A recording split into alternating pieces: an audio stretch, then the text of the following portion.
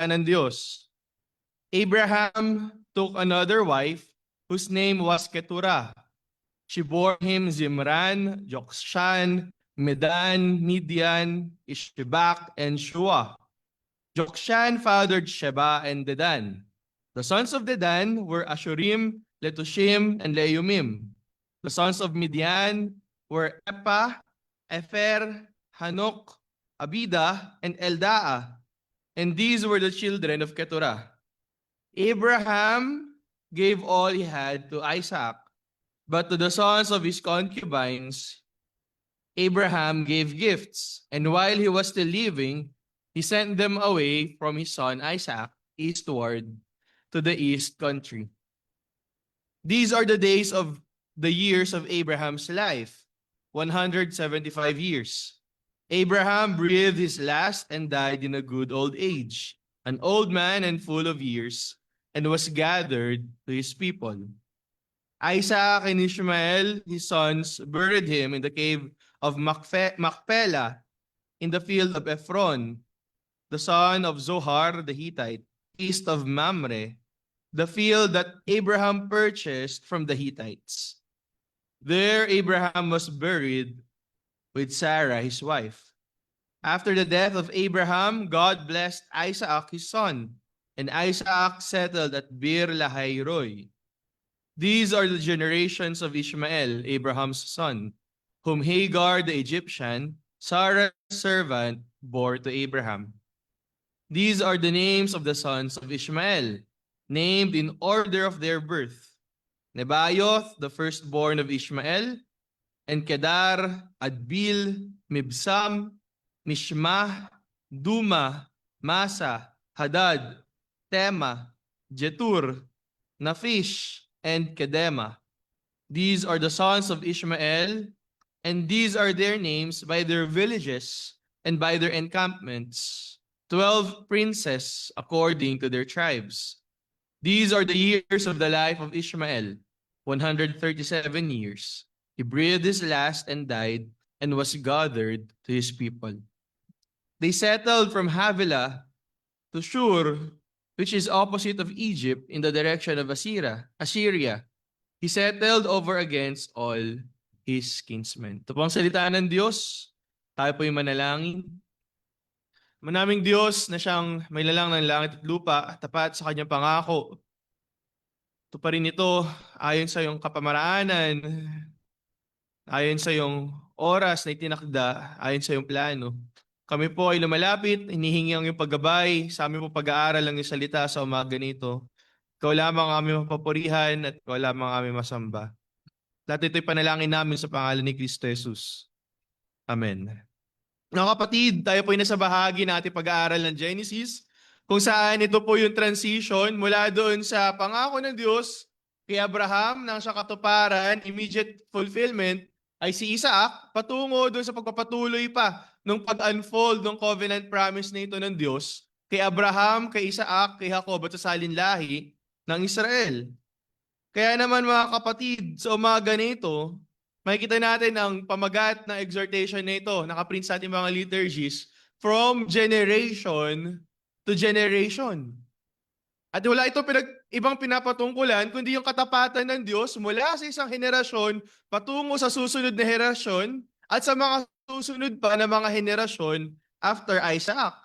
Yung katapatan ng Diyos sa kanyang tipan at katapatan ng Diyos sa kanyang pangako na kanyang ibinigay kay Abraham at patuloy na kinicarry through ng ating Diyos hanggang sa mga susunod pa na salinlahi ni Abraham hanggang maabot yung fulfillment nito o yung kasukdulan ng katuparan ng lahat ng pangako na ito. Walang iba kundi yung pangakong anak, the promised seed, the promised son, walang iba kundi ang ating Panginoong Hesukristo.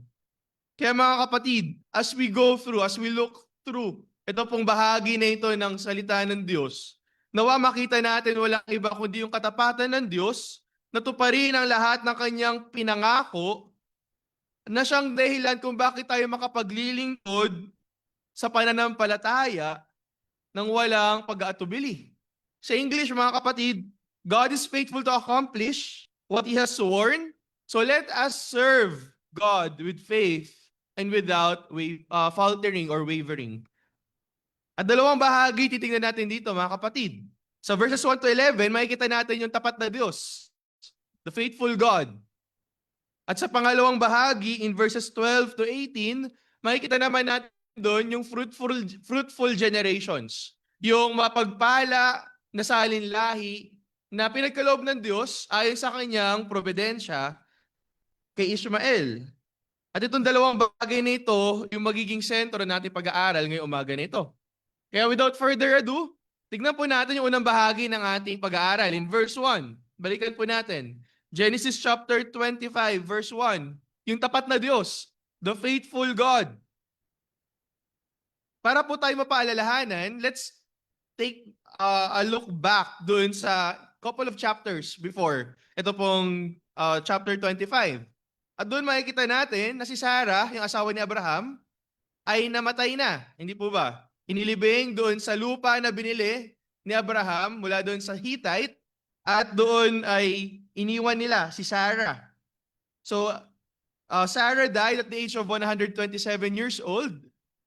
Matapos na si Isaac ay may panganak at makikita natin dito, after the death of Sarah, in chapter 25, verse 1, makikita natin, after the death of Sarah, pinakita doon kung paano dinala ng Diyos si Rebecca patungo kay Isaac upang maging asawa niya.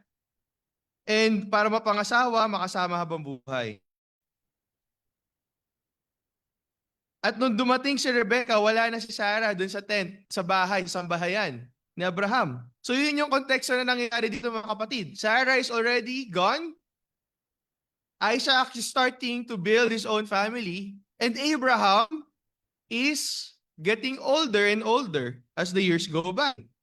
Kaya dito, pinagpatuloy ni Moses ipahayag sa bahagi na ito ng Genesis yung buhay ni Abraham.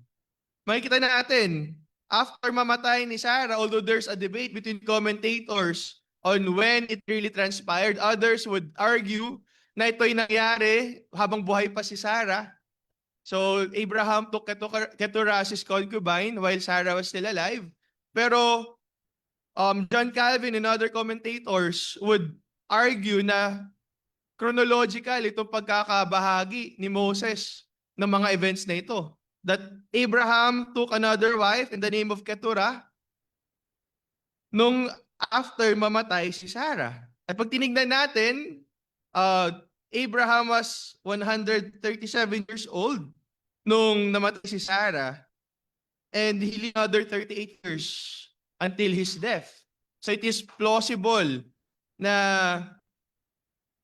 sa loob ng 38 years ay magkaroon pa ng 6 na anak pa si Abraham. Pero isang bagay na makikita natin dito, mama-highlight sa kwento na ito, sa narrative na ito mula sa salita ng Diyos, ay yung katapatan ng Diyos kay Abraham. Sa paanong kapamaraanan? Kung titingnan po natin, Abraham is already 100 plus years old. Sa panahon nga natin ngayon, pag umidad ka na ng 30, inisimula ng kung ano-ano mararamdaman. Habang dumadagdag yung taon mo, tumabot yun ang line of 40, line of 50, nadadagdagan, nararamdaman sa katawan. Pero dito makikita natin yung katapatan ng Diyos sa buhay ni Abraham. That God was faithful to fulfill His promise to give Abraham a son through Sarah despite their old age. At alam natin what comes with old age. Kapag tumatanda na, nawawala na rin yung vigor ng kabataan. Hindi lamang sa mga kababaihan kung saan sinabi doon ni Moses that the way of the women has left Sarah already. Ibig sabihin, hindi na conducive for bearing children si Sarah. But it also happens to men. The vigor of the youth of men ay nadideplete. Ito ay nagfe-fade away. At the age of 137 years old, it should have been long gone. Even in the day ng 100 years old pa lang si Abraham, nung ipinanganak si Isaac, ay dapat wala na. Wala na yung sigla ng kabataan ni Abraham.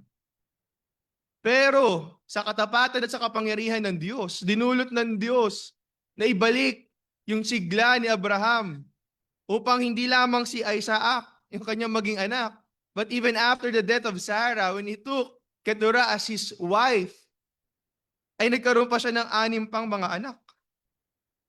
Ganoon katapat ang Diyos.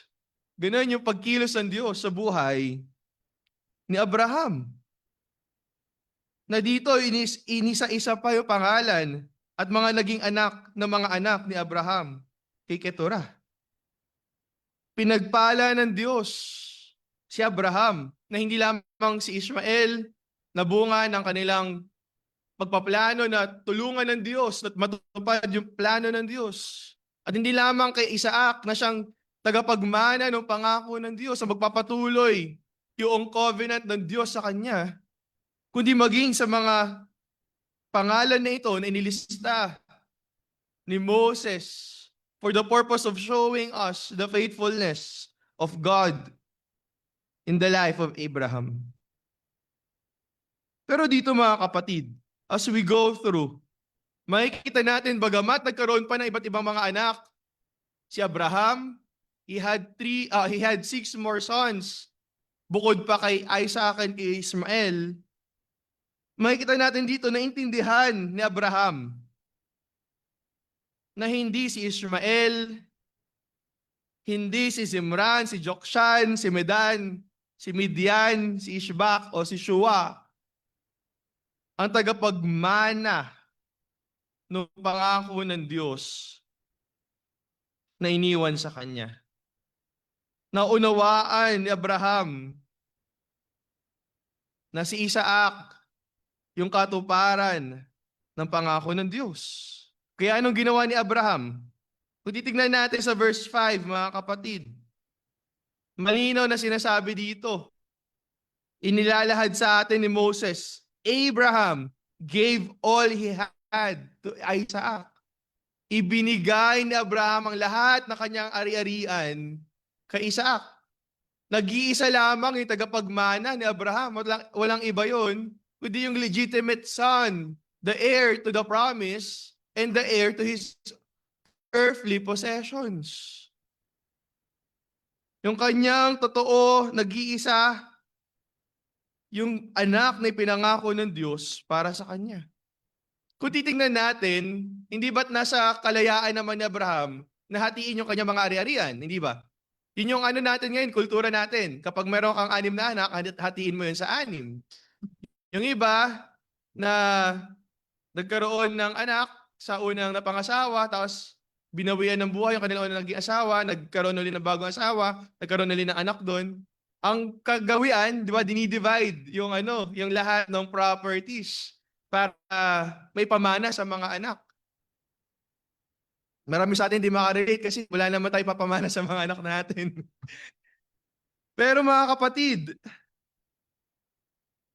ito makikita natin, Abraham took upon his own hands because he understands yung nature ng pangako ng Diyos. Na yung pangako ay para kay Isaac at sa mga susunod na salinlahi ni Isaac. Kaya kanyang ginawa, imbis na hatiin sa kanyang mga anak at magkaroon pa ng kaagaw si Isaac doon sa mga lupain na meron si Abraham, doon sa mga ari-arian na meron si Abraham, na magiging dahilan para ma-hamper o mahinder yung katuparan ng pangako ng Diyos sa kanya. Ginawa ni Abraham, ibinigay niya lahat kay Isaac. And what he gave doon sa mga iba niyang anak ay mga regalo. He gave them gifts. At hindi lamang yun, habang buhay pa siya, sinigurado niya na si Isaac ay mapoprotektahan. Kaya anong ginawa niya? He sent away his other sons to the east, palayo sa kung saan nakatira si Isaac, upang hindi makaranas ng conflict, persecution, para mag-flourish yung kanyang anak na alam niyang tagapagmana ng pangako ng Diyos. At pag tinignan natin, there's a stark difference between an inheritance and the gifts that the other sons receive. Magkaiba mga kapatid. Pag inheritance, lahat ng ari-arian ng iyong ama ay sa iyo. Pag regalo, yun ay mga tingi-tingi lamang. Kung ano lamang hinatira, kung ano man lamang inapili ni Abraham. Yun yung binigay. A couple of this, a couple of that, a number of this, a number of that. Then he sent them away. Pero kay Isaac, what he received is an inheritance. The earthly inheritance, the earthly possessions of his father. Mga kapatid, dapat maalala natin ang kausap dito ni Moses ay mga Israelita. When Moses wrote the first 5 books of the Bible, Genesis, Exodus, Leviticus, Numbers, and Deuteronomy, they were in the wilderness. Sila ay nagpapagala-gala, nagpapaikot-ikot doon sa ilang, at inaantay nila yung pagpasok nila doon sa lupang ipinangako ng Diyos sa kanila. At ito ay mas matagal, alam natin, dahil sa katigasan ng kanilang ulo, because of their repeated covenant infidelity, because of their stubbornness. Grabe yun. Palagpasin lang po natin.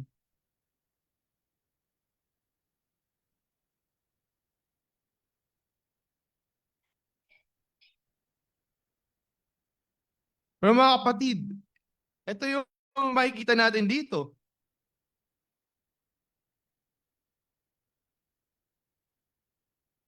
Ang sinusulatan ng audience ni Moses when he wrote this narrative ay yung mga Israelita na paggala-gala sa ilang, ina-anticipate yung kanilang pagpasok sa lupang pangako.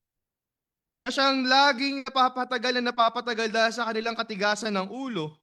Pero ang paalala sa kanila ay ito. Ipinapaalala sa kanila kung kanino ba talaga sila kabilang. Hindi sila kabilang kay Ishmael at yung mga bansang nakapaligid sa kanila. Hindi din sa iba't iba pang mga anak ni Abraham na nakapaligid din sa kanila. Kundi sila ay kabilang kay Isaac, yung tagapagmana ng pangako ng Diyos. Yung katuparan ng pangako ng Diyos na napakatagal inantay ni Abraham, pero natupad. Na kung paano tinupad ng Diyos yung kanyang pangako kay Abraham sa pagpapadala o pagbibigay sa kanya ng anak, pagbibigay sa kanya kay Ishmael, or kay Isaac, rather. Ganun din yung katapatan ng Diyos sa Israel.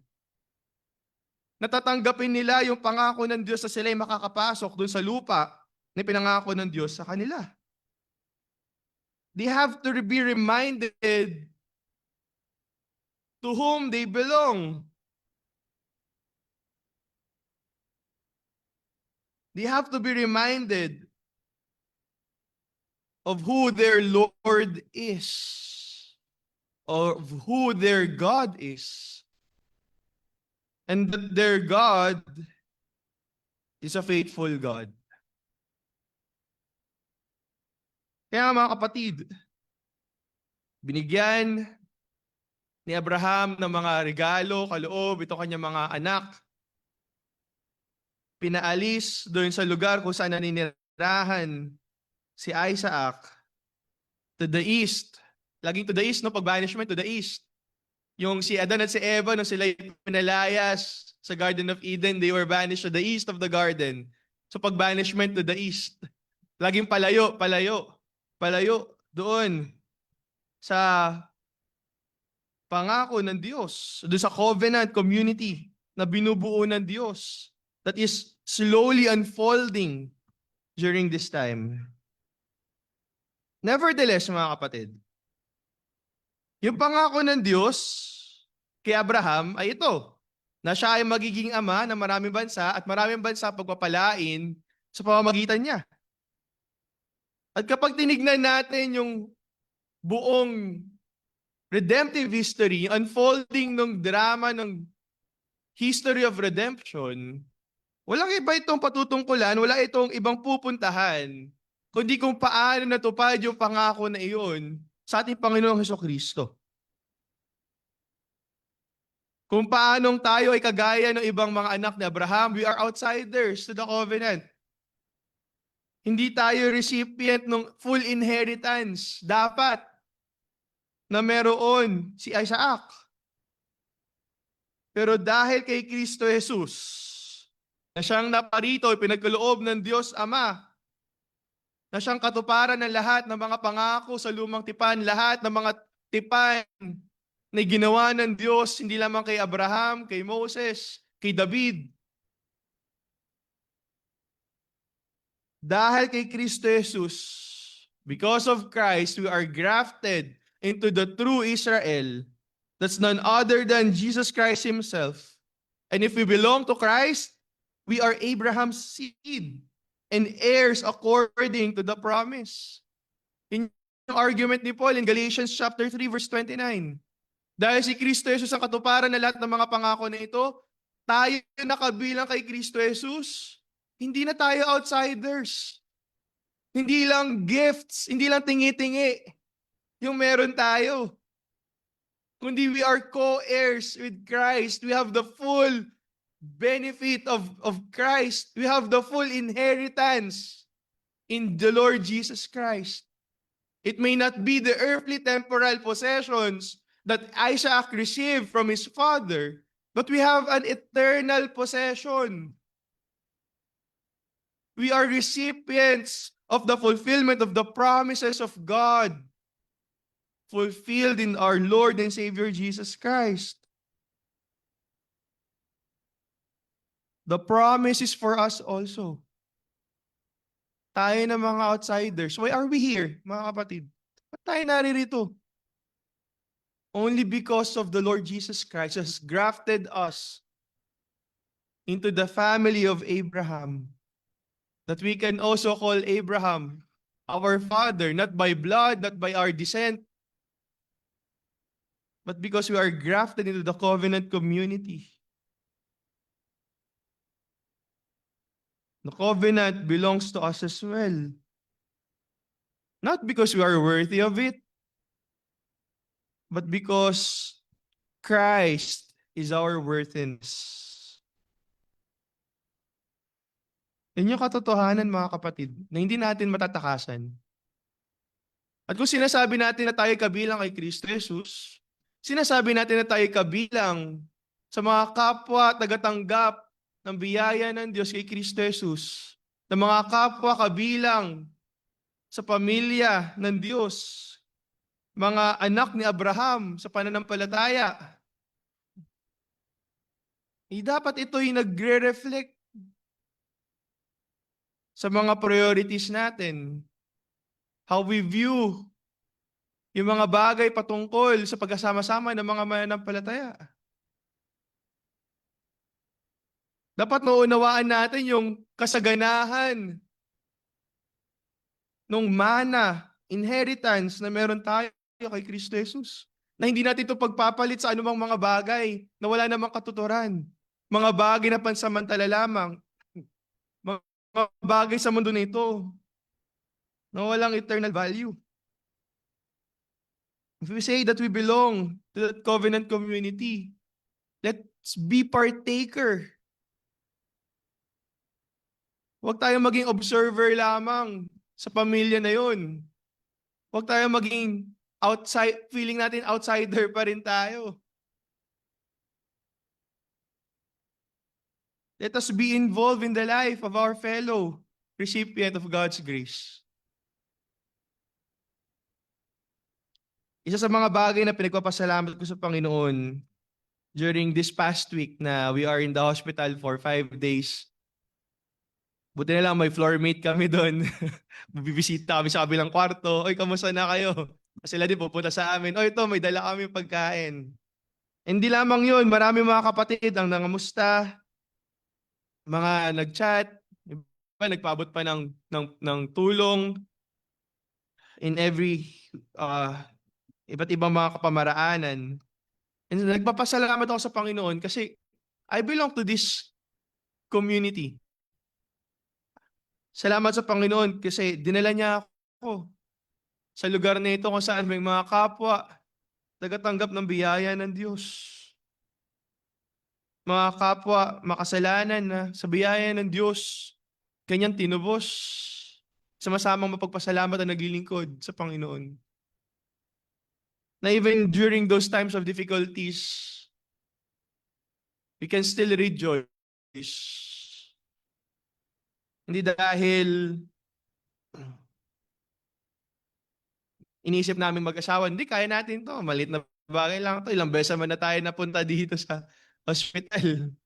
Nakailang, ano na ba tayo, ER run, nakailang containment na ba yung anak natin. Pero kundi dahil may kasama kaming nananalangin, mga kapatid, na mapagkakwentuhan kapag hinang-hina ka na at wala ka na talagang maisip pa, kundi bakit nangyayari itong mga bagay na ito. And that's the beauty of it. Tayo na mga outsiders sa covenant, inilagay sa loob ng covenant community na yun ng ating Panginoong Kristo. Not by chance, not by accident, but according to the plan of God, which He has fulfilled in and through our Lord and Savior, Jesus Christ. Mga kapatid, sa pagpapatuloy ng verses dito, in verse 7, ano sabi dito ni Moses? Inilahad niya ilang taon na buhay si Abraham. Anong klaseng kamatayan ang sinapit ni Abraham?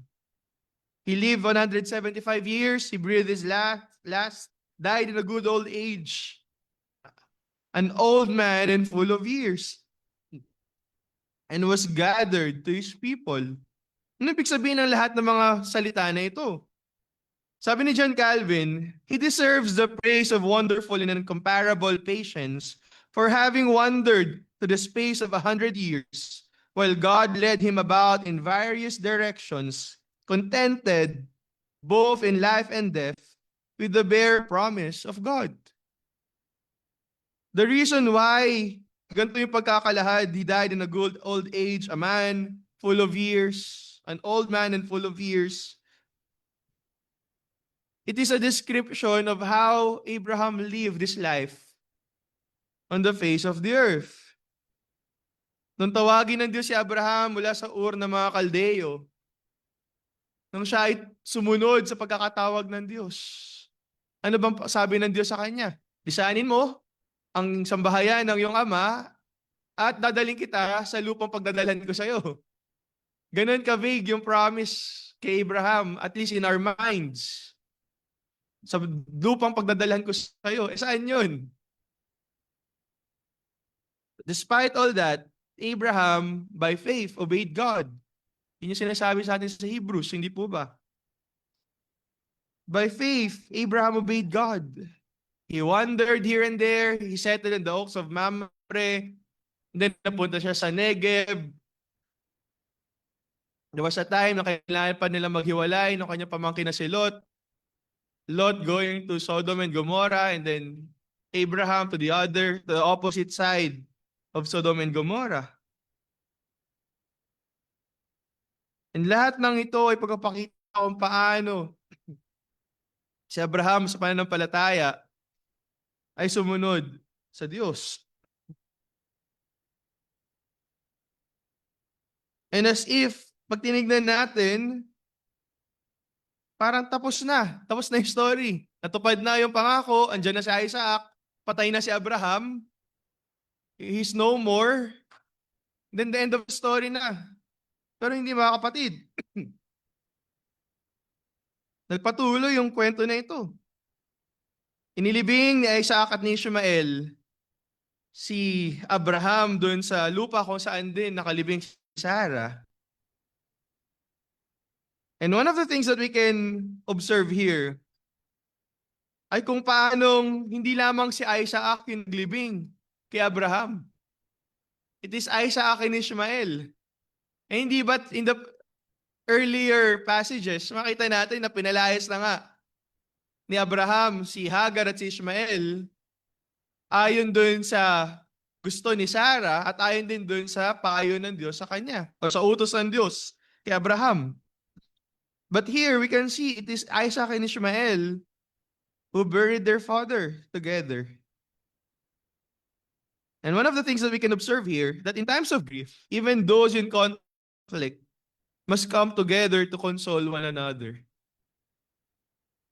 Maraming ako naririnig na minsan may mga magkakamag-anak, nagkakasama ng loob, tapos kaysa pumunta doon sa libing, sa lamay, pipili nila na hindi na lang pumunta kaysa makita nila yung mukha ng kinamumuhian nilang tao. Pero hindi dapat ganun. Kundi even, especially during the time of grief, siblings who are estranged from one another, loved ones, relatives, all the more na dapat ay magsama-sama, comfort yung bawat isa in the loss of a loved one. Now, wala na si Abraham. Sounds like this is the end. Pero napakaganda kung paano itong bahagi na ito ay tinapos ni Moses as he reveals to us itong narrative na ito. After they have buried their father, ano sabi ng Diyos dito? Or sabi ni Moses?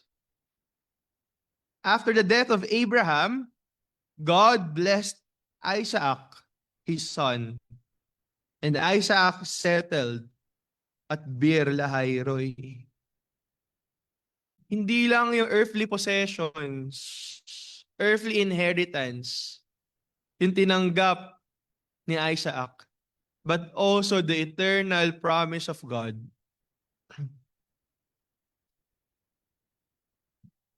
Yung covenant ng Diyos na binigay kay Abraham ay siya din covenant na tinanggap ni Isaac mula sa Diyos.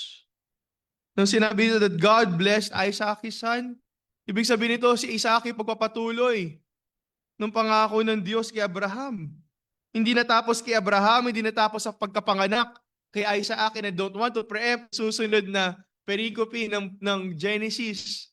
But it also continued to Jacob and to the tribes of Israel.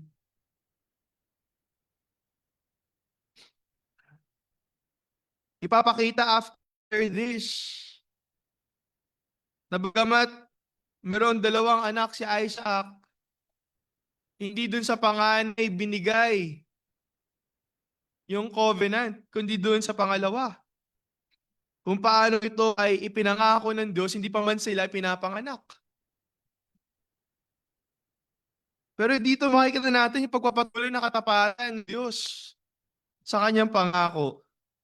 Pinagpala ng Diyos si Isaac, hindi pang ito pagpapala ng mga material na bagay. Kasama dito yung pabor ng Diyos kung paano yung pabor ng Diyos ay naranasan ni Abraham na ilang beses siya na pumunta sa ibang lugar din nagpanggap na hindi niya asawa, yung kanyang asawa. Makikita natin, history repeats itself. Like father, like son, later on, makikita natin yun. Yung pabor ng Diyos na pag-iingat kung paano nag-flourish si Abraham, dumami yung kanyang mga ari-arian. He even won wars against kings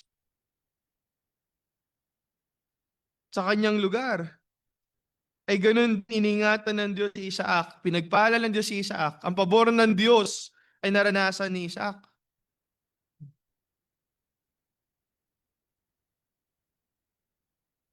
And he settled in Beer Lahai Roi. Now, this is interesting, mga kapatid. Babalikan natin yung Beer Lahai Roi, yun yung pangalan na ipinangalan ni Hagar doon sa lugar kung saan siya kinatagpo ng anghel ng Diyos. Nung akala niya mamamatay na siya, mamamatay na si Ishmael dahil sa gutom at sa uhaw, ang sabi ng anghel ng Diyos, tumingin ka, and then nakita ni Hagar yung well, and they survived. And in our mind, di ba, isipin natin, so doon nagsettle si Hagar at si Ishmael. And yet here, makikita din natin na ito yung lugar kung saan nanatili si Isaac. And it only shows hindi lamang yung geographic location nito, but yung ibig sabihin ng lugar na ito. Ibig sabihin ng Bir Lahai Roi, the God o God sees me. Nakikita ako ng Diyos. Andito makikita natin, Isaac settled in a place where God sees him. The favor of God is with him. The blessing of God is with him. Sabi nga dito ni Matthew Henry, the blessing of Abraham did not die with him, but survived to all the children of the promise. Hindi lamang kay Isaac, kundi sa mga susunod pa na salinlahi na tagapagmana ng pangako na ito. Ganun katapat ang Diyos sa kanyang pangako. He will carry it through. He will see to it that all goes according to His plan. And nothing can thwart the plans of God.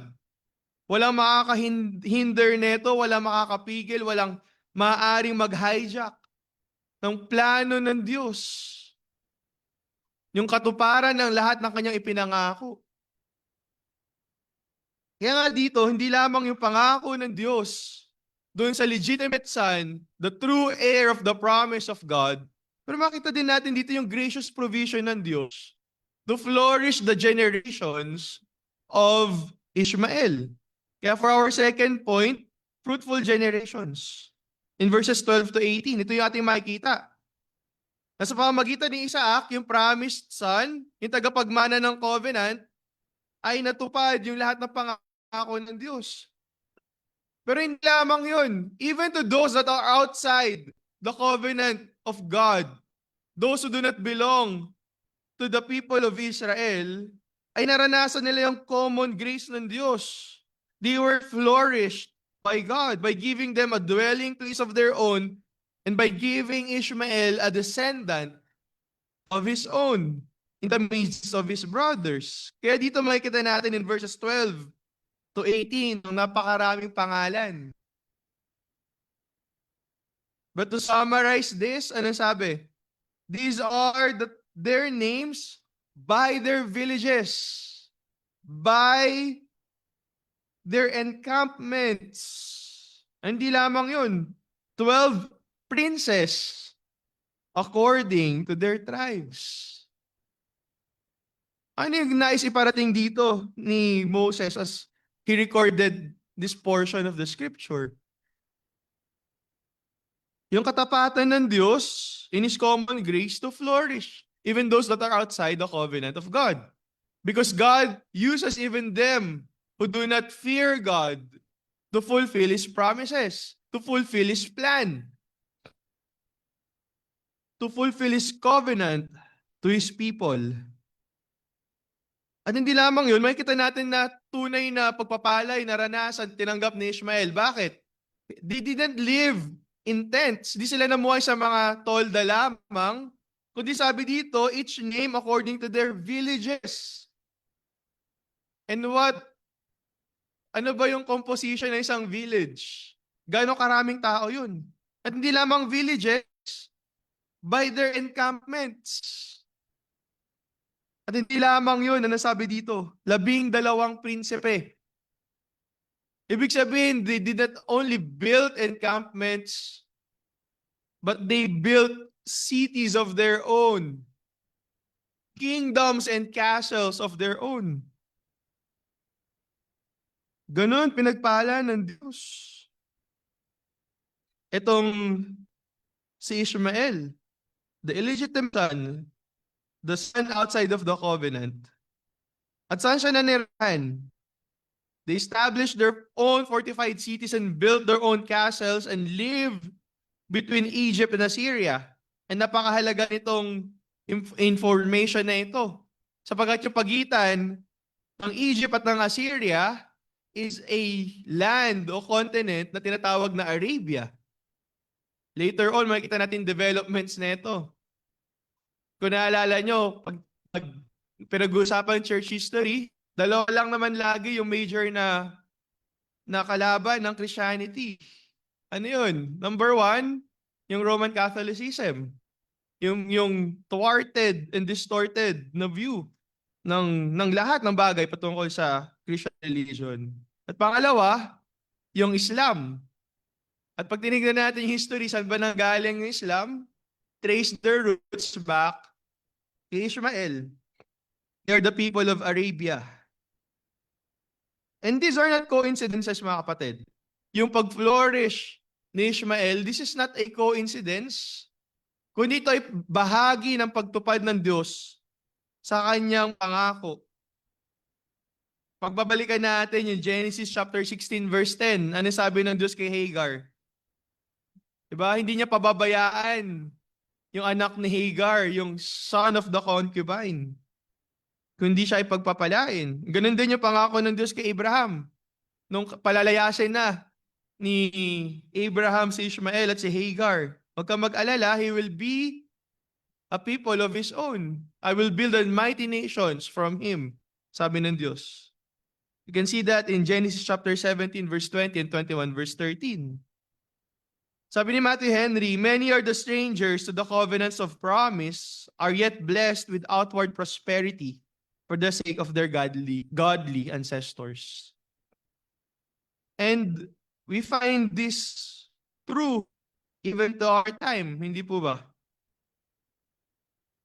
Minsan tinatanong natin, ba't yung kamag-anak ko, di naman sila Christian, ba't parang sila pa yung mas yung mayaman, parang sila pa yung maaluan yung buhay. Pero lahat ng yun, mga kapatid, hindi lang basta, of course, it's part of the providence of God, the common grace of God. But it can also be attributed dun sa katotohanan na meron sila mga kamag-anak, kapamilya, na mga may takot sa Diyos. Kabilang dun sa covenant ng Diyos. Kaya nga, every time that we wonder, ba't mas successful sila, ba't para mas nakakaaluan sila sa buhay, kung sino pa yung hindi Krisyano, sila pa yung maayos yung buhay, let us be reminded of the words in our catechism. Mapaalalahanan tayo ng totoong inheritance na meron tayo. Hindi yung mga bagay na pansamantala lamang sa mundo na ito. Hindi yung mga bagay na mawawala din naman. Kundi yung inheritance na meron tayo, it is not failing and feeble, but it is forever. It has eternal value. An inheritance that we received from Jesus Christ, our Lord and Savior. Yung mga material possessions sa mga tao sa mundo nito, mawawala din yan. Yung mga material possessions sa mga tao sa mundo nito, pansamantala lang yan. Higit sa lahat, ang yung mga material possessions sa mga tao sa mundo na ito ay hindi maihahambing doon sa eternal inheritance na meron tayo. Na hindi lamang a part of it belongs to us. Not just bits and pieces, but the full inheritance. Full and eternal inheritance that cannot be compared to the temporal things of this world. Makikita natin dito, even si Ishmael na pinapala ng Diyos, he lived only 137 years. And he breathed his last and died. At kapag kinumpare natin to how Abraham was described, Abraham, ang sabi doon, died of good old age. Dahil ba si Abraham 170 years old nung namatay? 175? Doon si Ishmael 137 lang kaya he didn't die of good old age. Isn't 100, pag nakaabot ka nga na 100 years old, it's a good old age na. Yung mga tao nga umaabot ngayon na 80 years old, it's a good old age. Pero ano yung difference dito? Why did Abraham was described to have died at good old age, full of years? While si Ishmael, he just breathed his last and died and was gathered to his people. The difference is because Abraham rested in God and his promises. That he relied, he confided with God alone.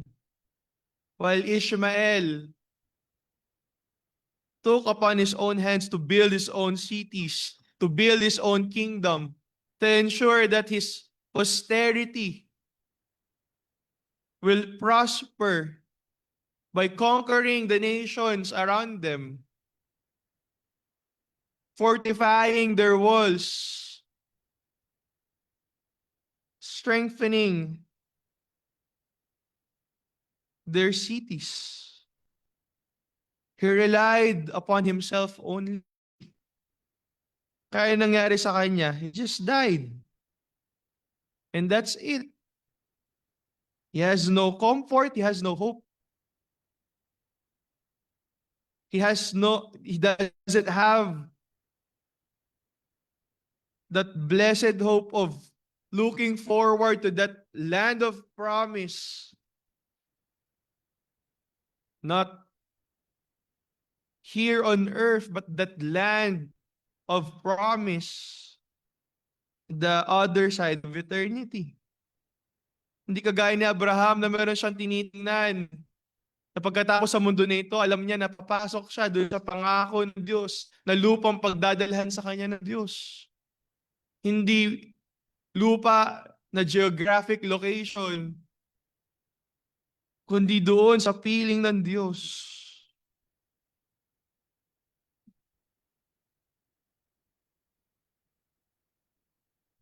But Ishmael didn't have that. Wala siya nung pag-asa, wala siya nung comfort. In life nor in death, in the body nor in the soul. Kaya nga wala tayong ibang babalikan, mga kapatid. Every time that we think na napakahirap naman ng buhay, as taas ng gas, yung 5,000 dati, kasya na sa isang buwan. Ngayon, 1 linggo lang, hindi mo pa alam kung magkakasya pa ng 1 linggo sa taas ng mga bilihin. Tapos makikita natin yung mga mapaggawa na masama, sila pa yung nagpo-flourish. Yung mga nagnanakaw sa gobyerno, sila pa yung ang gaganda ng buhay.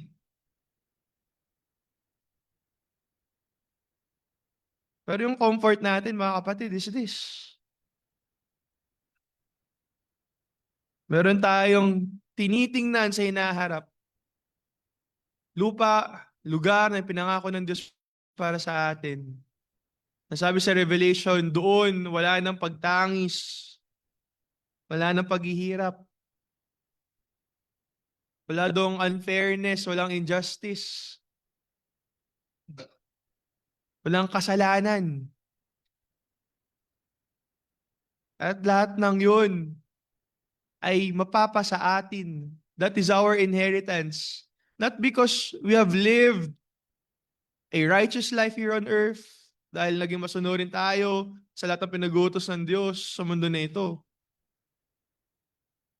kundi dahil ang Diyos ay tapat sa kanyang pangako, not only to the generations of Abraham, Isaac, and Jacob, but even to the generations after them, to all generation that belongs to Jesus Christ, our faithful Savior and Lord.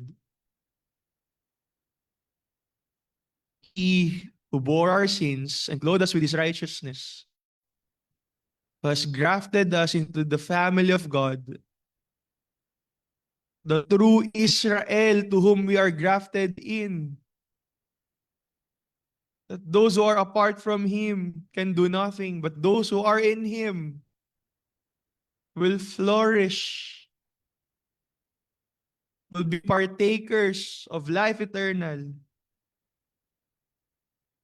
will receive an eternal inheritance, an everlasting life in the presence of the one who created us. Kaya mga kapatid, aanhin natin ang lahat ng mga material na bagay sa mundo na ito. Kung ikukumpara natin doon sa pangwalang hanggan na inheritance na meron tayo kay Kristo Jesus. At ano pang dahilan na pagdududahan natin ng Diyos na hindi niya ipagkakaloob ang ating mga pangangailangan sa araw-araw? Tinupad nga niya yung pangako niya kay Abraham. Ipinagpatuloy kay Isaac na ang culmination ay pagpapadala ng kanyang bugtong na anak na si Kristo Jesus para mamatay para sa atin, para tuparin ang lahat ng inire-require ng kautusan upang tayo ay ma-declare na righteous sa harapan ng Diyos, upang hindi na kapahamakan ang ating sasapitin, kundi tayo maging tagapagmana ng buhay na walang hanggan. Lahat nga ng yun, pinagkaloob ng Diyos, lahat nga ng pangako ng Diyos, kanyang tinupad. Ano pa't dahilan at pagdududahan natin yung katapatan ng Diyos? Na ipagkaloob yung ating pang-araw-araw na pangangailangan. Ano ba yung kailangan natin kumpara natin dun sa eternal inheritance na meron na tayo?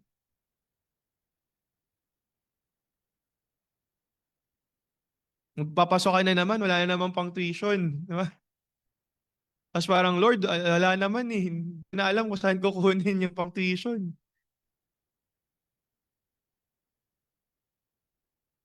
Nagkasakit.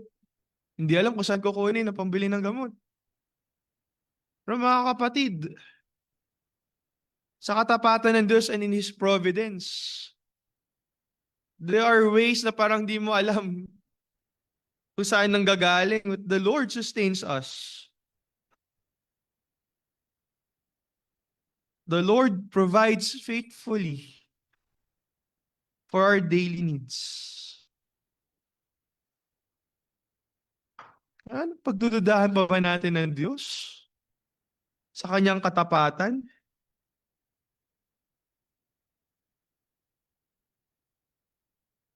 Kay Kristo Jesus, mga kapatid, tinanggap na natin yung lahat ng pangako ng Diyos. Kaya walang dahilan para tayo ay magduda, walang dahilan para tayo ay manghinawa. Ang Diyos ay tapat at tiyak na tutuparin niya ang lahat ng kanyang pangako. Kaya mga kapatid, dahil ang Diyos ay tapat sa kanyang pangako, ano yung tugon natin? Maglingkod tayo sa Kanya nang walang pag-atubili, sa pananampalataya, at nang hindi tayo nagdadalawang isip. Sa anong paraanan?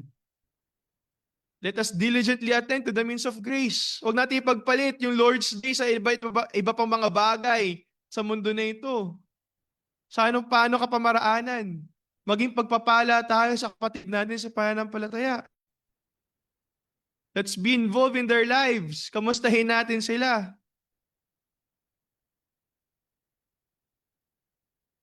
Paano tayo makapaglilingkod sa pananampalataya? Yung mga mahal natin sa buhay na wala pa. Doon sa covenant community natin kinabibilangan sapagkat sila hindi nananampalataya kay Kristo Jesus para sa kanilang kaligtasan. Ikayatin natin sila, ibahagi natin sa kanila yung mabuting balita na ang kanilang tanging pag-asa ay kay Kristo Jesus lamang. Na nawa hindi sila datnan ng kamatayan. And they'll just breathe their last and they'll die without having or taking possession of that blessed hope that we already have.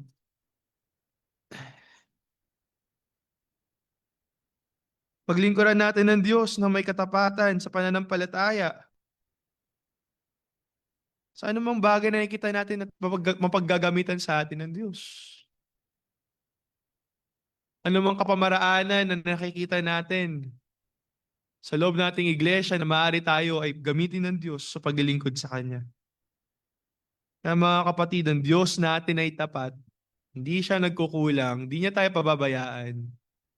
Kaya sa pananampalataya tayo maglingkod sa Kanya nang walang panghihinawa. Tanging sa pananampalataya, alang-alang kay Kristo Jesus na nagbilang sa atin na maging anak ng Diyos, maging kabilang kay Abraham ayon sa pananampalataya. Tayo lahat ay tumikit tayo manalangin. Manaming